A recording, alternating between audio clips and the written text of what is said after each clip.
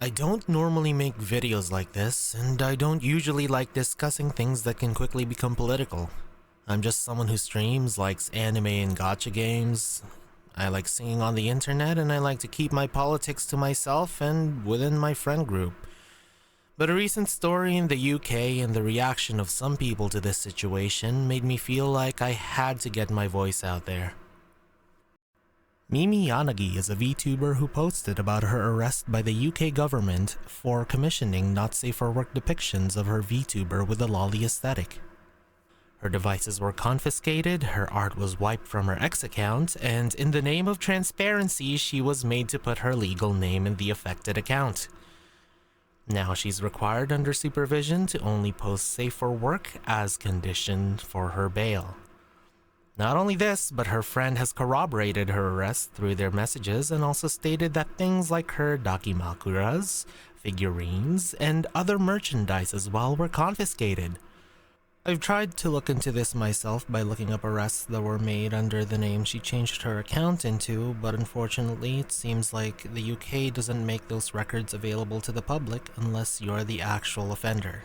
Even if we assume the worst, and it does come out that this arrest didn't happen, the way people reacted on social media to this level of censorship and the government encroaching into one's anonymity is very worrying. Lolicon, which is short for Lolita Complex, if you don't know what it is a Japanese term in anime, manga, and otaku subcultures, and it refers to a genre or aesthetic of a young or youthful-looking female character, sometimes portrayed in romantic, provocative, or even sexualized contexts. Of course, it would be something that people might find disturbing or repulsive, and I'm not telling others that they should absolutely enjoy lolly or normalize it in the mainstream. However, as long as it doesn't depict real-life minors, to me it's nothing more than just art or fiction. I'm not sure if any of you watching are old enough to remember the Satanic Panic from back then, but it was a time when there was a loud public sentiment about things like Dungeons and Dragons, rock music, and hell, even shows like Pokemon and games like Yu-Gi-Oh! Were seen as problematic because of some loose connection they can find, like witchcraft, magic, or depictions of demons in them. Because it's important for the church to deal with issues as they come to the forefront in society. I said, son, what is that one morning? He said, that's Pokemon. Son, I found out that Pokemon means pocket monster. Pokemon, plural, are incredible creatures that share the world with humans. Each has his own fighting abilities. Some grow and evolve into even more powerful creatures. The children are developing relationships with all these Pokemon creatures, little reclusive, power-filled monsters. But why should they carry these monsters in their pocket? They say the Pokemon whole effort is to train children how to become the #1 Pokemon master in the world. You follow it through the New Age teaching, you find out that masters are those who take control of spirits in the dark realm, and they tell those spirits what to do. The child at some point becomes capable of taking these powers and channeling them through their mind, through their arms, or through their power sources. Their power sources, of course, are many of the symbols that they pick up from the Pokemon paraphernalia. So Pokemon is a game that teaches children how to enter into the world of witchcraft, how to cast spells, how to use psychic phenomena, how to put to work supernatural powers against their enemies, how to fantasy role play. Pokemon world is a world of the demonic. I used to attend a Christian school back then, and I vividly remember this one moment. There was a clown that was performing on stage on his unicycle, doing magic tricks and preaching to us about how the portal-like artwork on the back of Yu-Gi-Oh! Cards was Satan trying to draw us in and hypnotize us into disobeying God somehow. And how books that depict witchcraft like Harry Potter used to be burned in ancient times as if it's supposed to be evidence that they've always been evil. Of course, as a Yu-Gi-Oh! Player, I thought it was all bullshit and I still kept playing cards with my friends. But that was basically my experience with the Satanic Panic back then. By the way, do you also remember the time when the government tried to ban certain video games like Mortal Kombat, Manhunt, GTA, or even more recently the game Hatred? Yeah, they were violent and some of them were edgy as hell, but their justification was that they would lead to psychologically influencing the children of those generation into performing acts of violence themselves. You know, despite there being an ESRB rating depicting that kids should not be playing them in the first place. Fast forward to the more recent times and we see something that reminds me of all of those things I just mentioned. Though, much like the satanic panic or era of the violent video games cause real violence debate, it seems like there's the opinion that a drawing like this is equivalent to real child exploitation. So, I decided to run a little thought experiment. I made a post about my personal opinion on the Mimi Yanagi situation, and as the replies started coming in, I began asking the people who supported and even celebrated her censorship a simple question. How do you feel about violent video games and movies?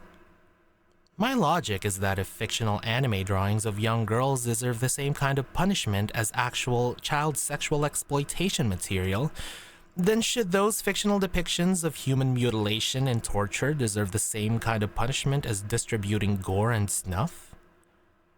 The responses I got were an interesting insight into these people's psyche, to say the least.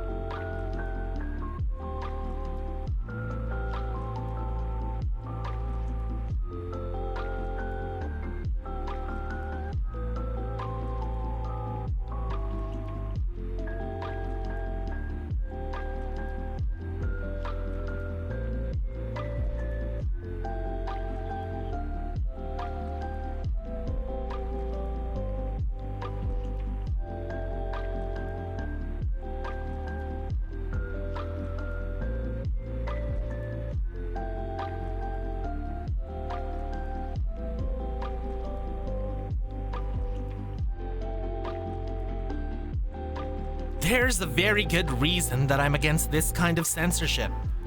Not only because I value freedom of speech and expression for everyone, but also because, well, I live in Canada.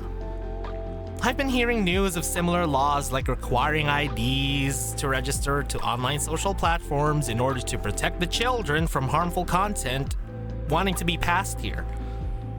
Let's be real, I feel like we're only a few years or less behind the UK when it comes to regulations like this.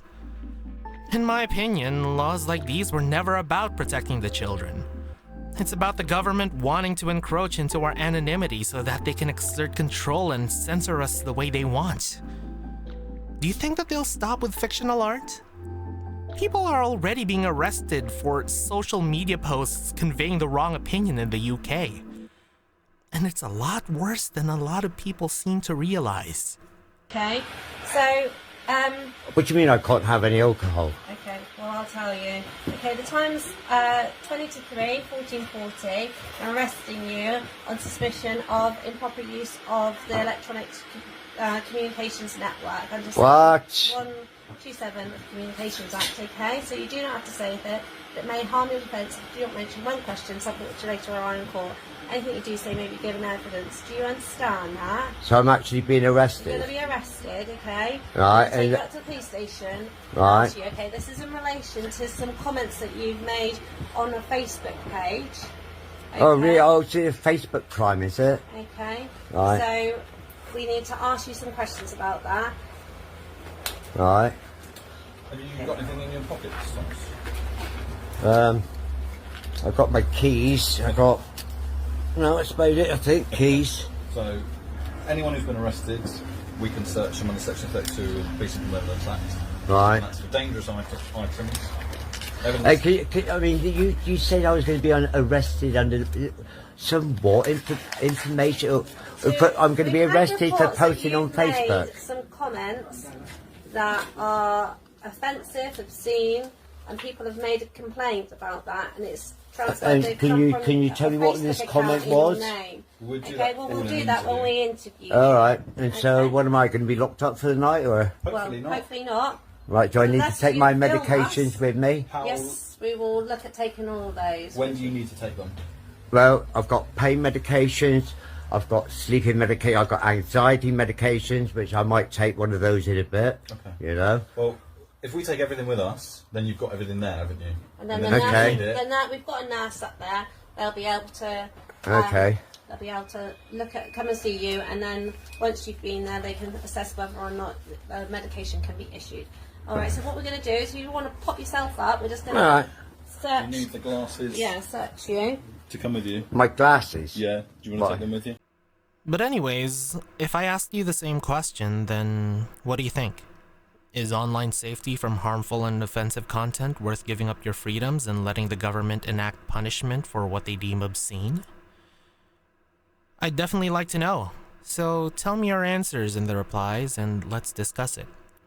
Because God knows, a lot of people aren't willing to discuss nowadays.